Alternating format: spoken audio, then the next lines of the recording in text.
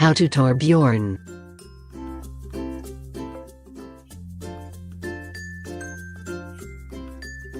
Step 1. Look down. Step 2. Press left shift.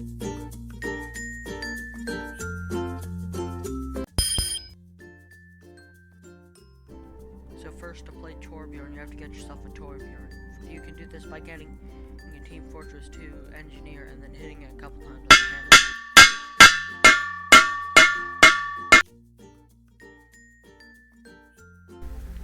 Torburn's primary fire is called the rivet gun.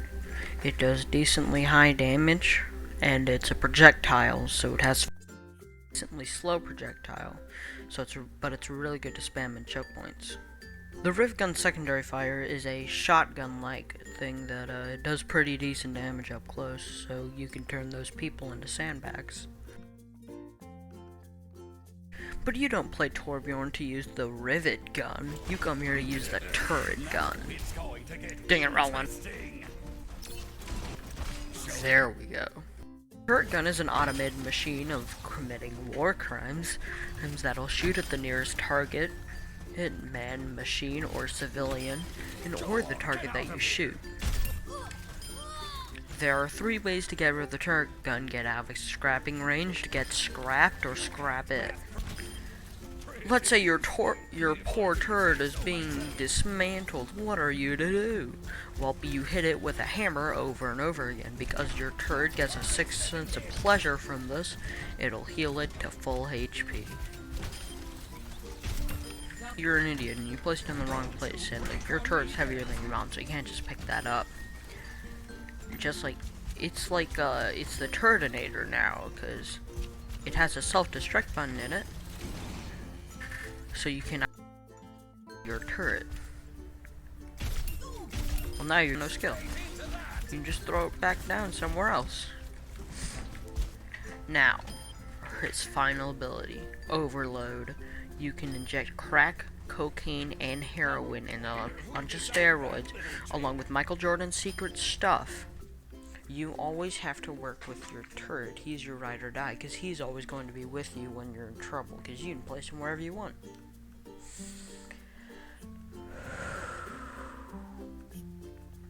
You have to work with him like you would your team. He's like a 6th member. Except the 6th member is only alive when you're alive. And has perfect accuracy. He's like a 6th member, but he's better for you. And you have to constantly be moving this guy. If you can gain space, take it. If you have more space, move your sentry forward. It just depends. You need to know when to push with your sentry and when to hold with your sentry.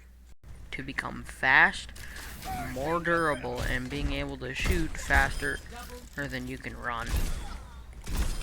And then it runs out and then you're back to being useless. There's many applications for this. Let's say, uh-oh, this guy's chasing me. I need to skedaddle. I need to go faster. You're faster. You need to take a couple more shots so that you can rebuild your sentry. You can do that. You need to take out this guy because he took out your sentry. Now, with all those drugs in your system, you have a complete relapse when it ends, allowing you to use his ultimate ability. You do not need to use his overload to use your ultimate ability. Molten Core. You spray your cocktail of drugs, cocaine, heroin, Michael Jordan's secret stuff, and some Flintstone gummies on the floor. This is so toxic that everything dies near immediately when it touches it. And then their children die. Now that you've seen all the amazing, horribly illegal things that you can do as Torbjorn, how does it feel to play him?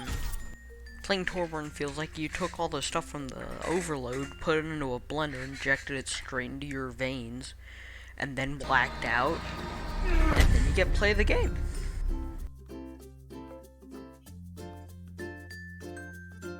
So here's how to get that coveted play of the game. First, you go into whatever corner you decide to go into. Then you place your turret and shoot.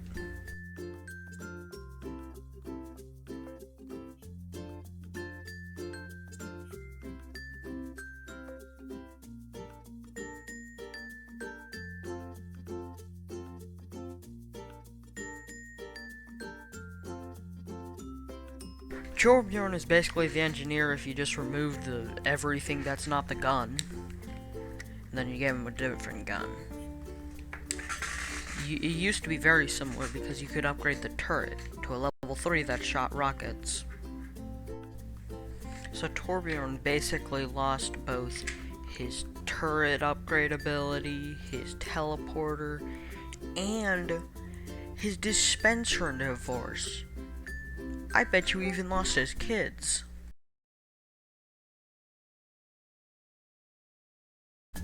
Now, here are the things that I would change about Torbjorn if I could. Now, as a God-blessed American,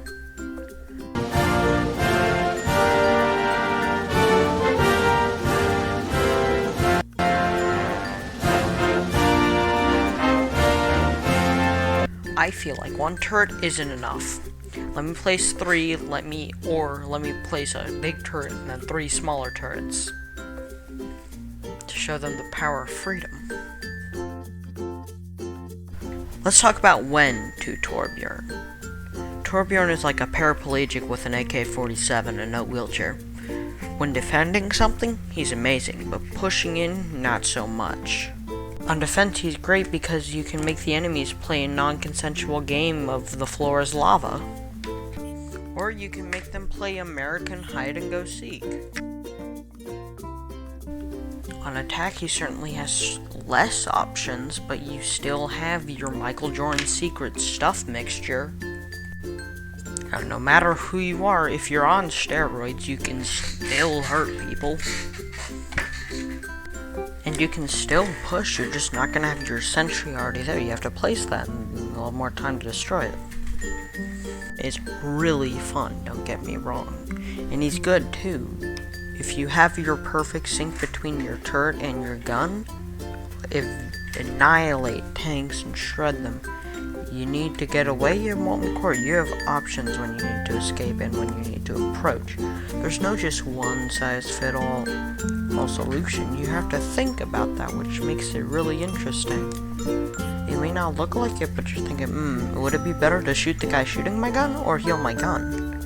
Because my guns probably could kill him, and so could I.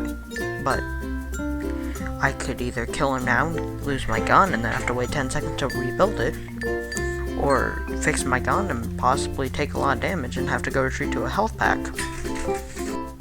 You always have to work with your turret. He's your ride or die, because he's always going to be with you when you're in trouble, because you can place him wherever you want. You have to work with him like he would your team. He's like a 6th member, except this 6th member is only alive when you're alive, and has perfect accuracy. He's like a 6th member, but he's better for you, and you have to constantly be moving this guy.